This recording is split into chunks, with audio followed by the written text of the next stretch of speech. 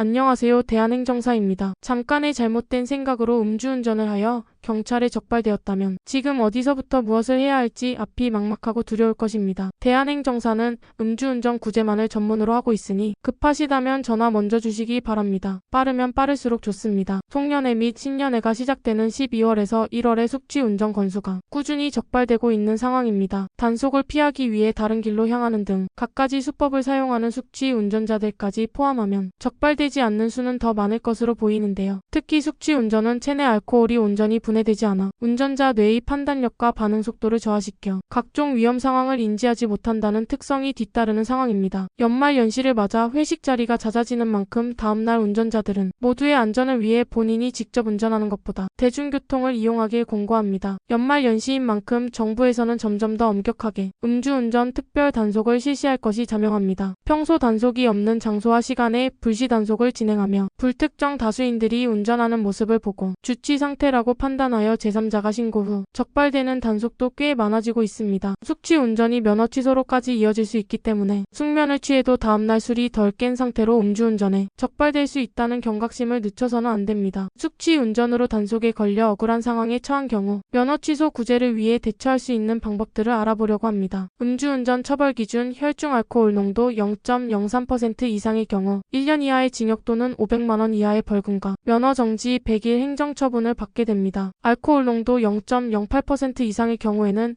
1년 이상 2년 이하의 징역 또는 500만 원 이상 1000만 원 이하의 벌금 그리고 면허 취소 1년, 혈중 알코올 농도 0.2% 이상이면 2년 이상 5년 이하의 징역 또는 1000만 원 이상 2000만 원 이하의 벌금과 면허 취소 1년에 처합니다. 초범이 아니라 재범일 경우 가중처벌이 적용되어 면허 취소 2년에 처하게 됩니다. 면허 정지의 경우 보통 100일이지만 정확한 기간을 혈중 알코올 농도와 위반 횟수에 따라 달라져 면허 취소의 경우 최소 2년 재취득 불가하게 되면 직업적으로나 일상생활적으로 큰 지장을 주게 됩니다. 직업이 운전자라면 생계에 직접적 타격을 입게 될 것이며 일반인이라도 출퇴근 포함 일상적인 이동에 큰 불편을 겪게 됩니다. 숙취운전도 마찬가지로 이의신청과 행정심판으로 구제 신청 청구가 가능합니다. 경찰 조사 과정에서 성실히 임하되 본인에게 불리한 진술은 삼가는 것이 좋으며 초범 및 부양가족, 의무가 있는 등 정상 참작 사유가 있다면 관련 자료를 잘 정리하여 제출하는 것도 도움이 됩니다.